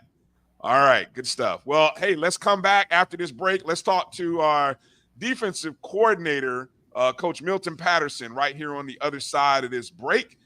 You're watching the O&G StrikeZone right here on the Black College Sports Network. We'll be back in just a moment. Since 2002, Empowerment Resources, Inc., a nonprofit organization, has empowered more than 1,500 youth and adults in Duval and surrounding counties. Through its programs, Journey into Womanhood, Girls Mentoring, Life Skills for Teens, and parenting education coaching. To get involved with programs, volunteer, or donate, visit www.empowermentresourcesinc.org. Follow us on social media, facebook.com/empowerment.resources and instagram.com/empowermentJAX. The human voice has always connected audiences with experiences. Major brands all across America have trusted Kever's voice time and time again.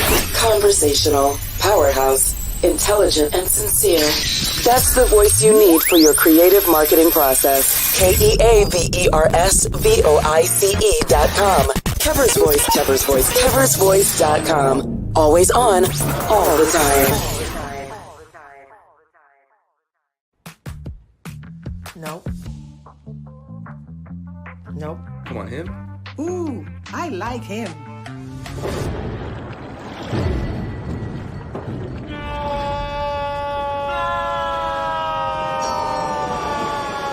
Quick, the quicker picker-upper.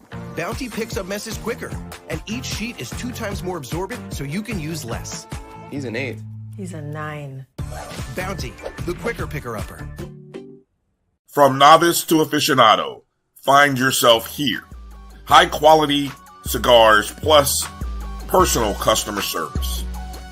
Slow Burn is Waco's only mobile cigar lounge, featuring a meticulous, curated collection of premium cigars. Visit our website, www.slowburnwaco.com.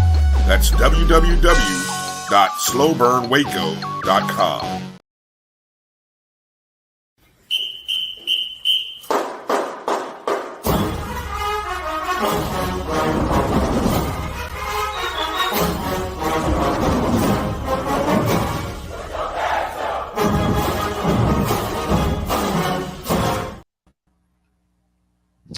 All right, welcome back to the O&G Strike Zone. Bryan, Kelvin, Marcus, and joining us right now is the defensive coordinator of the Dark Cloud defense.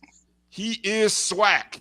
That's right. It's Coach Milton Patterson. Coach Patterson, how you doing, Coach? I'm doing great, man. Excited to be on the show.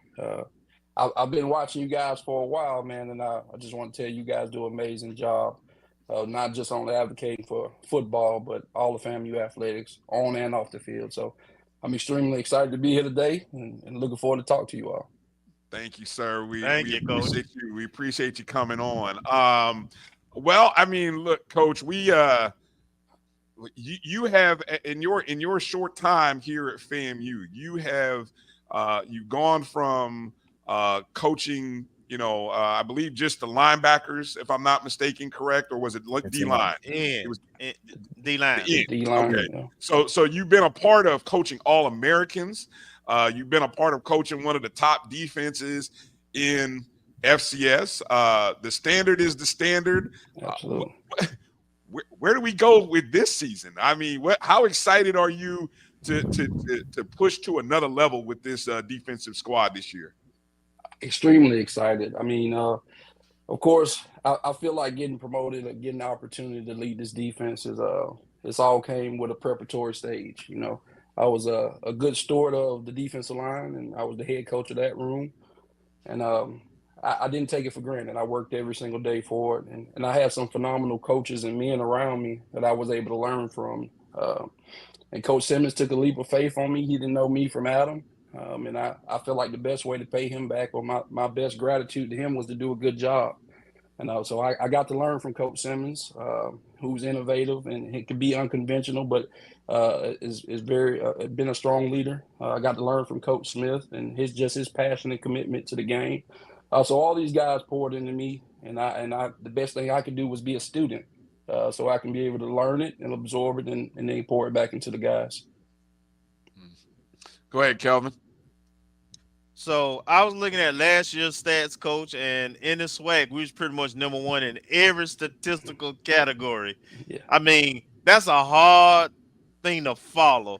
And then you add to that that, you lose some guys in the portal, particularly up front, and then you had some great guys like Isaiah Major who graduated. You still have a lot, some good core pieces, right? Mm-hmm. And I see that you all recruited well, but just understanding the standard is the standard. Talk about the challenge of repeating that kind of success, and where do you start from? You start day by day. I mean, when you talk about repeating that success, I think it has to start with a small focus, seeing the days in front of you. You can't look ahead. We don't necessarily, or I don't necessarily see it as a challenge. I see it as an opportunity to do better, right? And I could kind of fall into the whole reload and repeat. And I told the guys this morning, and the only thing that we want to repeat is the processes every single day that got us to be champions. So if we can work on those small details every single day, if we can be committed with the right attitude. And then one of the largest, when you recruit so many people from different places, is unity, getting everybody on the same page and understanding that there is a way that FAMU operates. There's a way that we brand the ball that we want to put out on the field. And we won't diminish that for anyone or for talent, So you have to be committed to the cause, committed to Florida A&M, committed to this brand of this defense and this program, and understand that it's bigger than you. It will always be bigger than you. It's bigger than me. But given that you have the opportunity, don't take it for granted. Put every single day, invest in yourself, fill up the tank, all the cliches that you can spit out there, but focus on the day. Be great in this moment, and those days add up. And that's what we want to repeat. And we'll reload the opportunities where we weren't the best versions of ourselves. And one thing I know about Rattler Nation is they want results. So I'm very conscious of that, and I'm aware of that. And it's a driving force more than it is a speed bump. So I look at it as a way that That's a goal. We said it. We went from hunting to being hunted, and Right. we have to understand that, and that's going to be the mindset that and the attitude that we display. That we can't get complacent, and we're going to work every single day to be the best. All right. Go ahead, Marcus. Well, I'm going to have to come up with something new because Kelvin took the question I was going to ask. Because, I mean, there's a big challenge coming up, you know, especially with all the accolades and the amazing statistical numbers put up last year by the defense. And with so many different players coming in, and you're basically looking at 60 days until our first game, what is the most significant challenge you think you have to overcome in order to get us ready for the MEAC SWAC Challenge? Communication. And we have to be one. And our slogan, we're dark cloud defense, but we're the 212 defense, right? And it's the one extra degree of difference. And if we can all speak one language, we can accomplish all the same goals. And that's going to be the learning curve. That's going to be the challenge I foresee, is making sure that what has been the standard remains the standard. That what we call one thing, what you may have called it at another place, is no longer that. So having the ability to get everybody on the same page will always be a challenge. But again, it's more of an opportunity. How can I find ways to tap into this young man? What do I need to stoop down to or meet him on his level in order to get him up to where we consistently operated at? And then it helps to have guys like James Ash. It helps to have guys even from the locker room, as well as Coach Cozy and Coach Wyndham, guys who have been here and they can see it modeled every single day, because we're the greatest representation of where we most recently were. So getting everybody on the same page is going to be the task, but it's one that has been good in these last 6 OTAs that we've had, and then skill development. So what I say, the D-line coach says. What the D-line coach says, I say it back. So we don't even break that trend. We want it to be what it is. We all speak one language, and we all committed to the same goal. So that will be the opportunity that we face. Okay, thank you, Coach. So, Coach, I believe if I heard Coach Cozy say it, I want to make sure I get my numbers right here. The 425 is returning. But for you, I want you to talk a little bit about kind of how, obviously, when you are in charge of 1/3 of the defense, obviously the D line, but we've also got linebackers and secondary. So when you go from being in charge of 1/3 to now overseeing 3 parts of the defense, how does that? What type of things go into that process for you? What kind of things do you have to? You talked about the communication aspect, but what other things go into that change for you, and maybe what kind of philosophical changes might you make where this defense kind of looks a little bit, or maybe is more towards your personality and style? That's a great question. I did play linebacker a few pounds ago, so I was able to understand what I wanted the people in front of me to do, which I believe helped me when I was coaching the defensive line, and now at the linebacker position. I just want to be play complementary football and on all levels of it. What the front end does, the defensive line does, we need to be supportive of that at the linebacker core, and as well as in the back end. So making sure that everybody understands that trust is of extreme importance, right? No one man can make the play. If the defensive line is doing his job, then the linebackers are doing their job. The back end is going to be doing their job, and then knowing who you're working with. So when seeing the whole big picture, is making sure that everybody knows what they're supposed to be doing at all times. And if there are any problems, it usually starts with communication. And that's just our big word, communication, and then the development part as well. And I would say the thing that'll be different, again, it's hard to say because we've done so well in the past. But again, just to continue to feature the athletes that we have. We have big, strong players that we identified and recruited and now have the opportunity to develop. So we just want to put them in position to make plays, to utilize their skill sets and not be slowed down by having to think.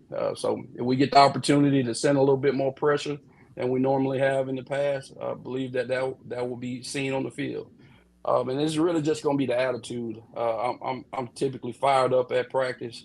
I only speak when it's needed, but when I do, it's with impact. So the attitude and the toughness that'll be displayed out on the field, as well as team ball. If we can't do anything if we're not team swarming out there on that field. So one ball, 11 hats need to be at it. Nice. Kelvin, Marcus, if you would allow me, because it kind of, what Coach was just saying, it kind of transitioned to one of the questions I want to go and ask you from out of the chat room. JT asked the question, Coach, maybe, and you kind of maybe started talking about guys. Who are some of the guys and maybe some of the names that may not have been called often last season, but you think we're going to become household names or that we're going to be cheering for? Maybe talk a little bit about some of those guys if you can or would like to.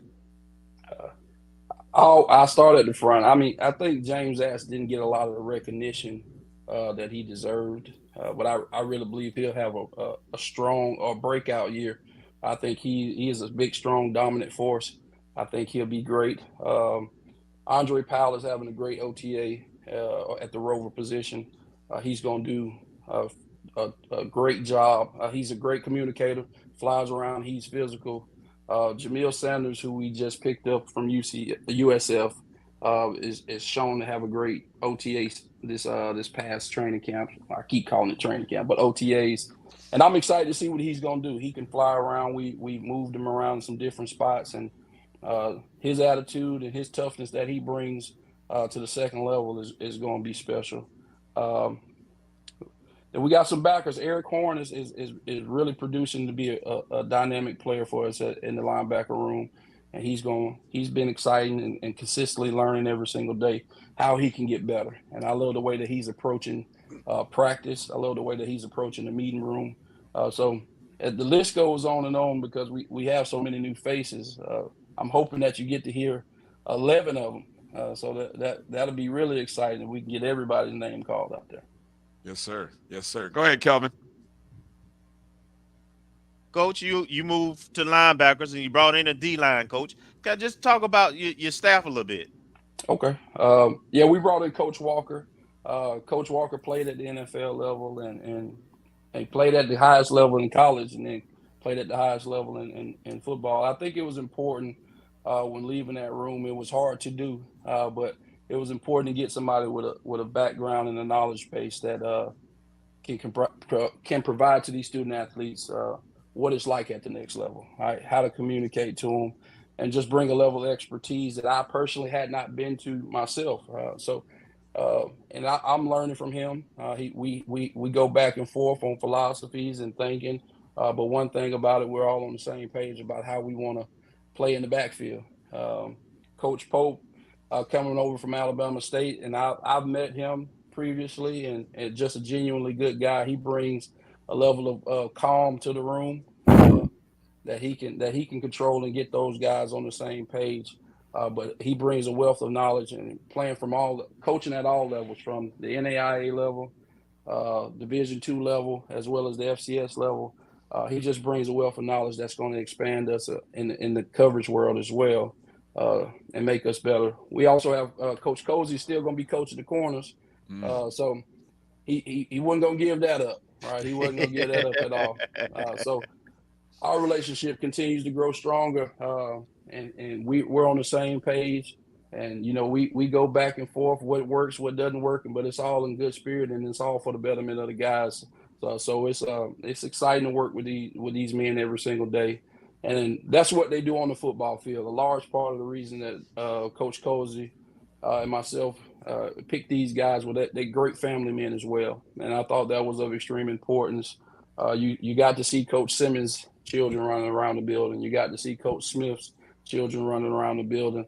It just says something when the man coaching your child has to go home and be a father at the end of the day as well. So Is a little more compassion, a little more understanding, a little more patience, but still the same outcome of dominating and getting them in the right position. So these guys are exciting to work with every single day. And the beautiful part of OTAs and skill development is that we get to merge and get on the same page in June.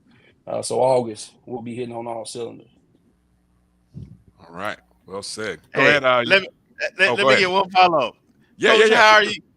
how are you on game day, and what do you think you're gonna be like that first game as the DC? You know, I'm pretty Sunday through Friday, I'm a hellraiser. I'm not gonna lie to you. I get after it. My guys know I'm gonna be intent, but on game day, I feel like we quizzed and test all through the week. It's your time to display what you've learned, and I want to make sure that the right 11 are out there. So guys who can communicate, guys who are quick thinkers who can adjust. So I think I'll be the same guy. You'll only see me get charged up when we're not operating efficiently or we're not playing our level of ball or our brand of ball. But outside of that, you got to be calm to be able to communicate and get the right message across. So I'll be calm and collected. We better make those tackles, though. What do you got, Marcus? Coach, a couple weeks ago on show, actually I came in late, and Coach Colsey was on. He mentioned that there's still maybe a couple things out there they're looking for. I think he said he needed one more offensive lineman, one more defensive lineman, and I believe a wide receiver. And Kelvin and Bryan, correct me if I'm wrong, watching the show replay. Now, since then, we did get a transfer offensive lineman.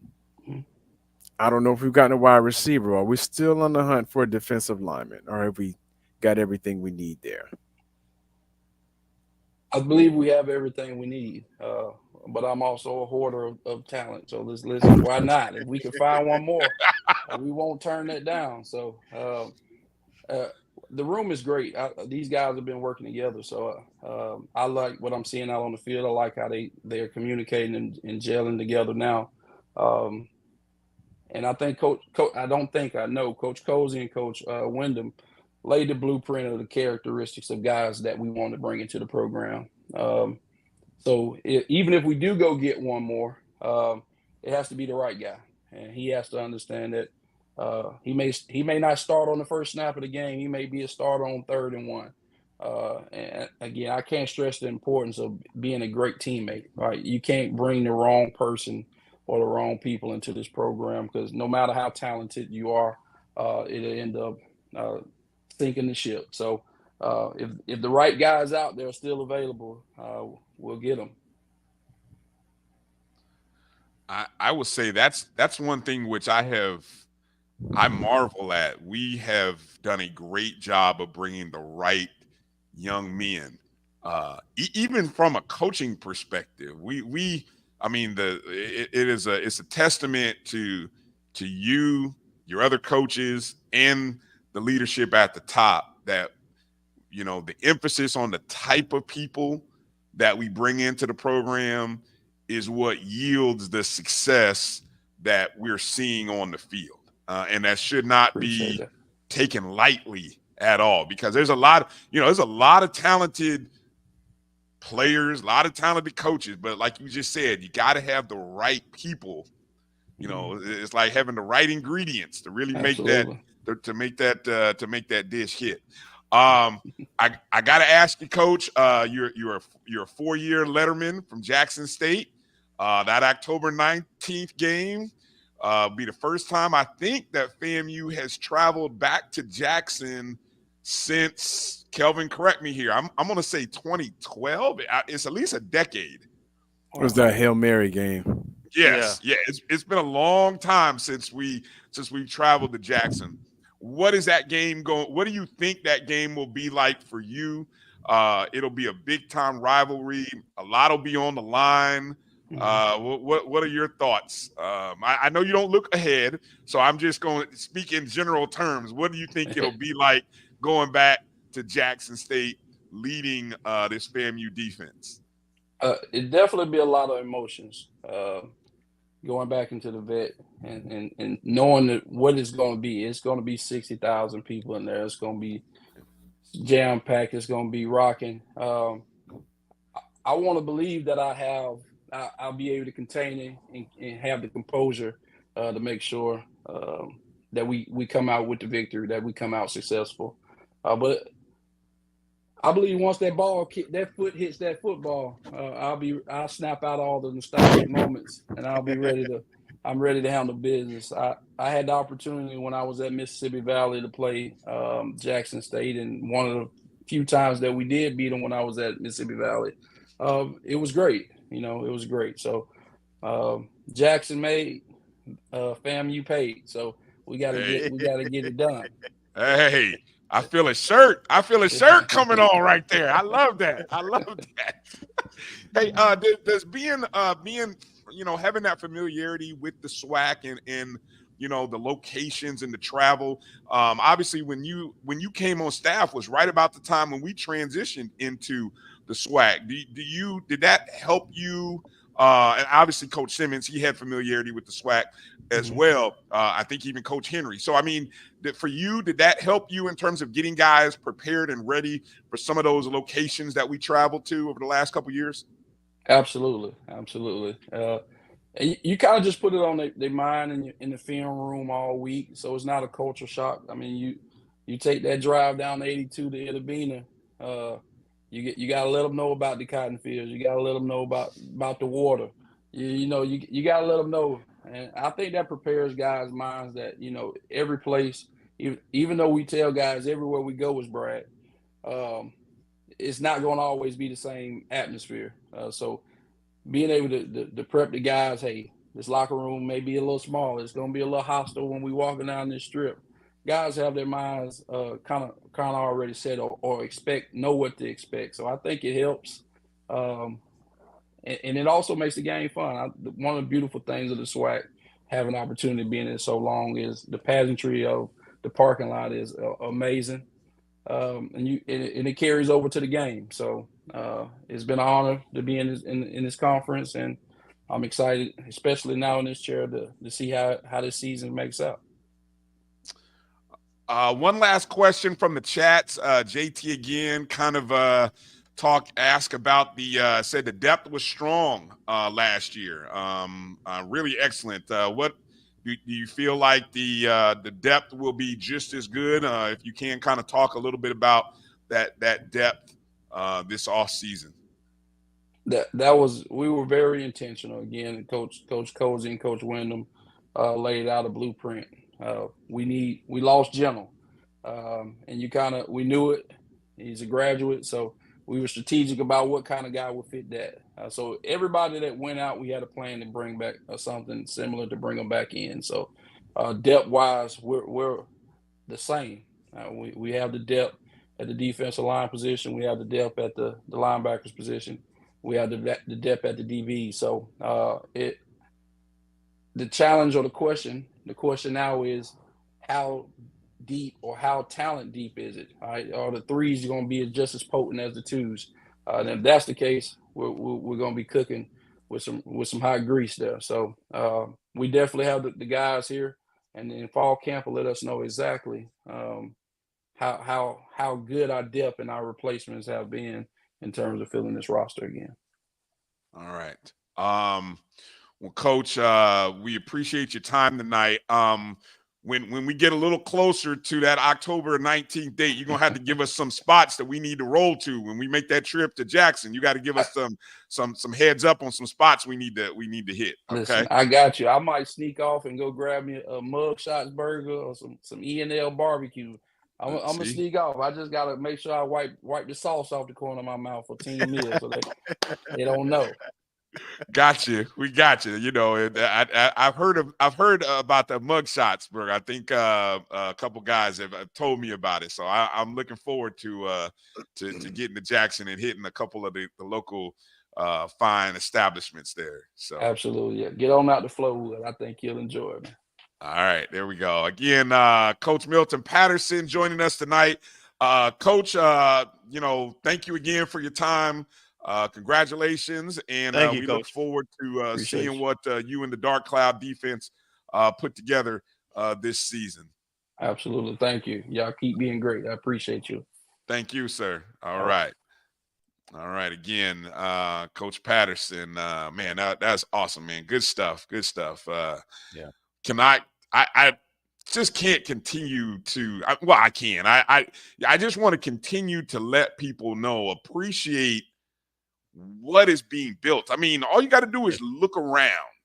Look, it's funny when you guys when you hear when all of these coaches, and we were so blessed to have these coaches come in and talk with us, and you hear certain things from them that lets you know we got some good people, man. We got some good people, man. We got some good student athletes that are, and this is where the success comes from. You know, the talent. There's a lot of talent, but it's up here. It's right here. I mean, that's the stuff that that really creates champions. And so I get a kick out of having these conversations with coaches and student athletes like that. And I'll just add one other thing, Bryan. I love the fact that they embrace the culture, right? Yeah. FAMU has a culture. Oh yeah, and it's offensive or intimidating to some. But I love when, you know, folks say, Coach Cozy, they throw that jab and you better win. And then, Coach Patterson, they have expectations, and it don't phase them because they have confidence in what they're doing and who they are, right? And they have those same expectations. And that's just so encouraging. Then when they talk about families and how that translates, being family men and how it's important to them. And that's the thing. When it's important to your leadership, it's important to your team. Preach. So man, it just filled my heart. We have some great coaches in every sport. We have great coaches.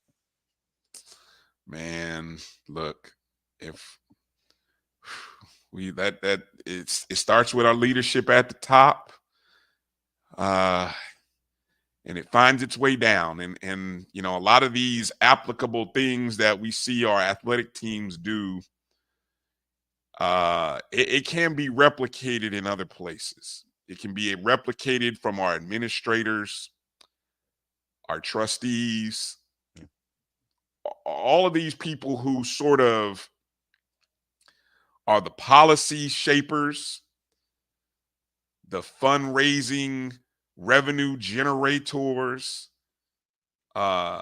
We just need them to get their act together, because everybody down underneath the umbrella, they doing their part. We just need us. We just need better. We just need better. I know we got to let Marcus go. Yeah. I don't know. I don't know, Mark. I don't know, Kelvin, if you had more things you want to get into, or we want to sort of start putting a bow on it. I mean, it's up to you. No, let's put a bow on it, and we'll get back to it next week in terms of the Olympic sports and so forth. Yeah. And the only other comment I'm gonna have, and then before we close the show, is this. I think you said what you said beautifully in terms of above our coaches and getting those folks learn how to be good partners, to be communicators, to look at things bigger than themselves, so that FAMU can be successful and win. But that also requires people to actually be efficient, competent, and being able to communicate effectively with each other and others, regardless of personal feelings, allegiances, and all this other stuff, right? It's about what's right, not who's right. It's about FAMU. It's about family. It's about those student athletes and those coaches and the support staff. So if everybody acts in good faith and do their part of making FAMU successful, excellent, great, then we can not only talk about bragging different than where we are, but we can achieve excellence and go to even a higher level. And that's what, for me, this show is about. pushing FAMU to be the very best version of itself that it can be. And the only way that can happen is that, people, is that we get better. Everybody, that we get better. That's Marcus, any final thoughts for tonight? You're on mute.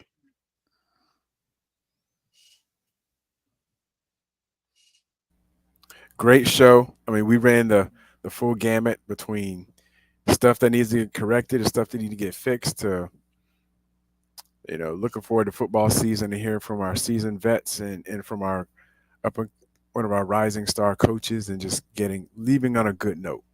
Yeah.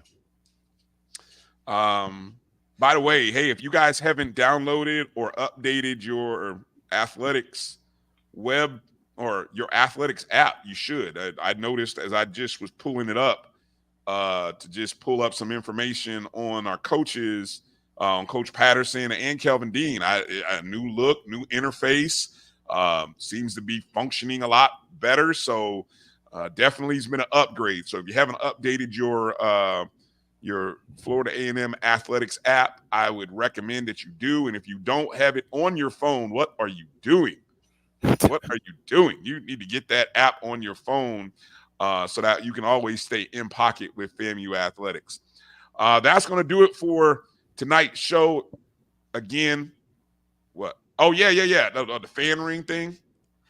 Well, the only thing I want to say is about Kelvin Dean's. A lot of people reached out to me, even text about the ring. So what I want to say is that we'll find out through the proper channels, where we can donate and help replace that ring if needed. So just stay tuned to the O&G StrikeZone, and as we find information in a proper channel of doing something like that, we'll let you know. Well said. So that we'll give you guys an update by next week if you don't hear anything between now and then. We promise next week's show, O&G Awards will be announced. I'll start putting some of those votes, putting some of that information out over the course of this weekend. But next week's show, we will officially kind of talk about all the nominees in the various categories that we have. I was just looking at it, and we'll get all that squared away. So that will be a part of next week's show. We'll have maybe some other interviews and things of that nature. Getting ready to talk about any updates regarding basketball. I know there's some football related news. The rosters have come out. They've been updated. So that's kind of been the buzz in a few rooms. We'll also, I know there's some updates with the women's basketball. They too have also started practice. So we got all that to kind of marinate on over the course of the next week. But I want to thank everybody. Thank Kelvin Dean. Thank Coach Milton Patterson for coming on tonight. You guys, make sure you are following us, however and everywhere that you can, at O&G StrikeZone on Facebook, on X, on Instagram, our YouTube page, where I'm going to try to cut up some of the individual segments. So if you maybe didn't catch the whole show and you want to maybe just catch the interview with a certain student athlete or a coach, you can go and get those as separate pieces, kind of a la carte. That's where you can find all that information. If you're a podcast listener, go download the BCSN Pod Zone. The BCSN Pod Zone is where you can find all of the podcasts from the Black College Sports Network and our show. So that's gonna do it for tonight. Again, let me see. Hold on. I got my music. Yo,